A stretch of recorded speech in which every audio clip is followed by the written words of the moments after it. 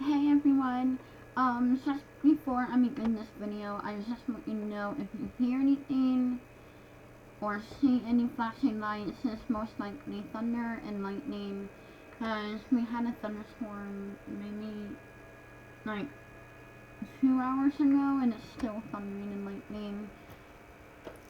Maybe it's like hate lightning now, I'm not sure, but yeah, it's still doing it. So, again, if you see or hear anything, it's most likely lightning and thunder. Anyway, let's begin our final stop on our Gettysburg tour. Tillie Pierce is one of the bravest civilians to spring into action after the Battle of Gettysburg broke out. Without questioning her own safety, she rose to the occasion to assist in tending wounded soldiers who were hurt in the battle. At only 15 years old, Tillie showed more courage and selflessness than some men. She amputated injured arms and legs, sewed up bleeding gorges, and dressed wounds well into the night during the war. Born in 1848, Tillie Pierce would live and die in Pennsylvania. The daughter of a butcher, she was the youngest of four Pierce children, all whom lived above their father's butcher shop. Many years later, Tillie would write a book about the events that unfolded once the war hit their streets, entitled At Gettysburg, or What a Girl Saw and Heard of the Battle, a True Narrative. Tillie recounts the bloodshed and witness and the action that she took to play a helpful role during the horrific time. On many occasions, she and her family had heard rumors that the rebels were about to raid their homes. More often than not, this kind of talk was just that, rumors. But during late June of 1863, the town's fears became reality. Confederate forces reached their area, with Union troops doing all that they could to keep the Southerns at bay. The following is excerpt from her book, which serves to set scopes of the American Civil War, a battle of Gettysburg. They passed North Wayne along Washington Street. They turned toward the west, reaching Saberhurst Street, and passed out in the direction of Theological Seminary. It was to me that a novel so grand sight. I have never seen so many soldiers at one time. There were Union soldiers that was enough for me, for I then knew that we had protection, and I felt they were our dearest friends. I afterwards learned that these men were reformed cavalry, numbering about 6,000. These soldiers passed by. During the encouragement them who, as we were told, worked before long me in battle, my sister started to sing the old war song, Our Union Forever. To witness such great force marching through one's town street would have caused many to run into hiding, not Tillie. For she knew that the brothers were fighting Confederates just south of Pennsylvania, and that she had a duty to perform. From here, Tillie's parents would send her to their neighbors, the Willett farm, as it was considered a safer location. Tillie and her friends, who were also sent to the Willett farm, were just finishing breakfast on July 1st, when word came Union troops were arriving in force. From her book, Tillie wrote, "First came a long line of cavalry, then a wagon after wagon passed by for quite a while. Then we sang patriotic songs and moved along. Some of these wagons were filled with stretchers and other articles. In other, we noticed some soldiers reclining who were doubtless in some way disabled. It was between 9 and 10 o'clock when we first noticed firing at the direction of cemetery ridge. At first the sounds were faint, then it grew louder. Soon the booming of cannons were heard.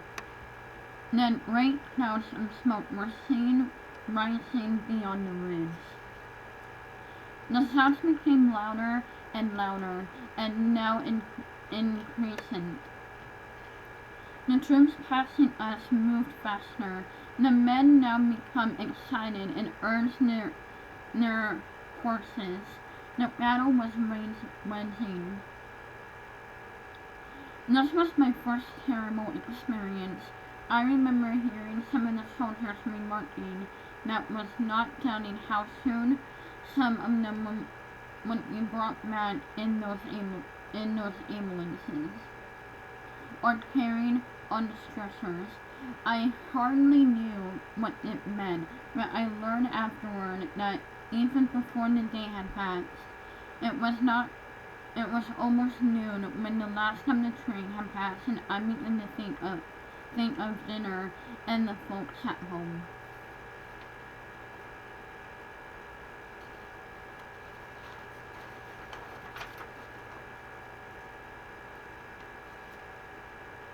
Sorry. I swear I kept seeing something over there. There was flashing light, so like I said, it was probably lightning.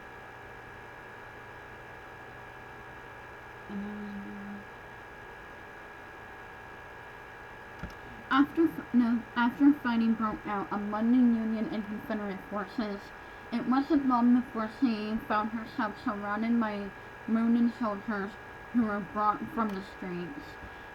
These men soon filled the houses and barns. Without hesitation, Tillie grabbed a bucket, ran to the spring to fill it with water, and returned to clean many wounds as she was able to.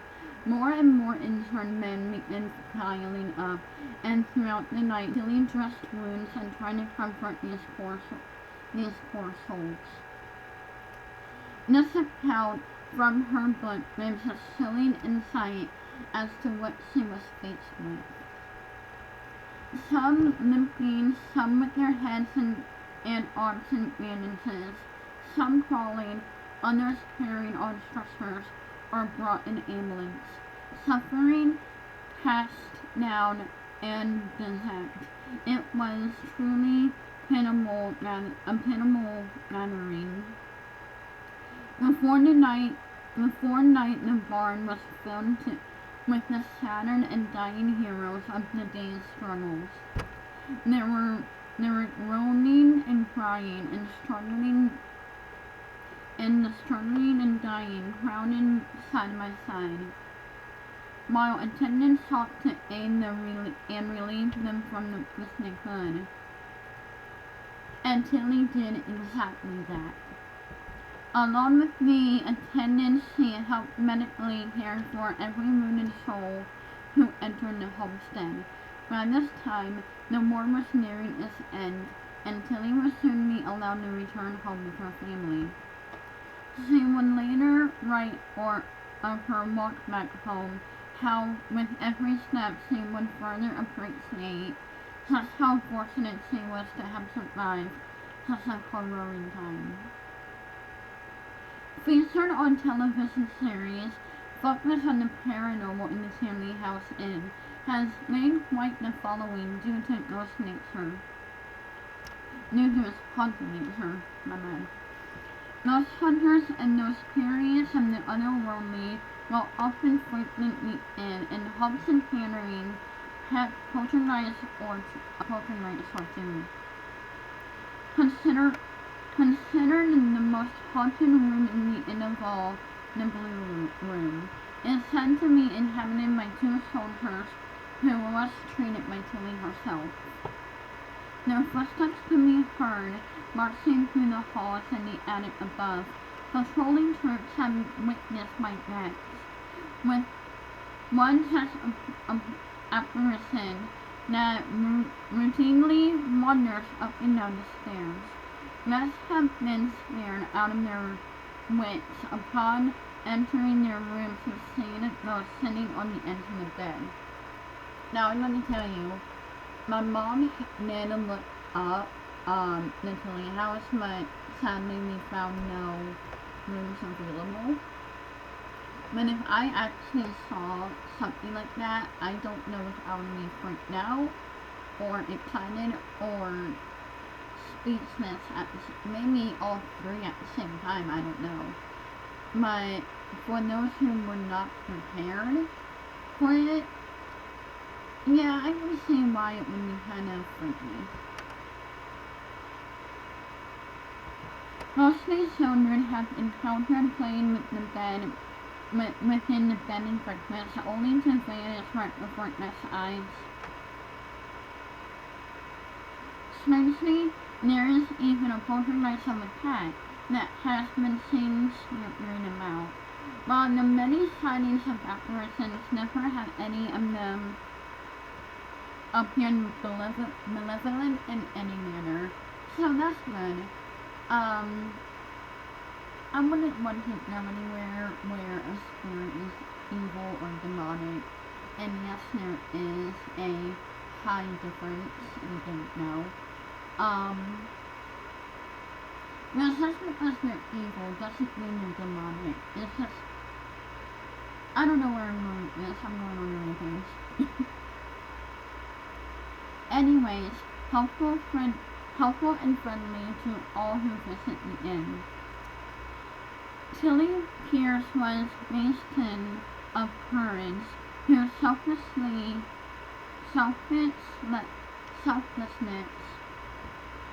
fought to save the lives of soldiers who were complete strangers to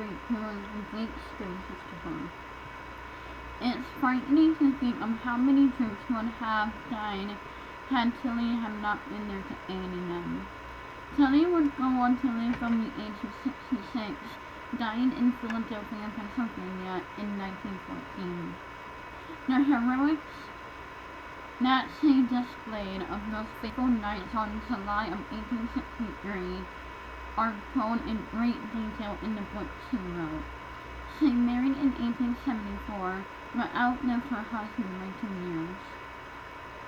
Today, the memory of Tillie's Veiler is kept alive by the spirits who forever inhabit the Tillie Pierce Inn.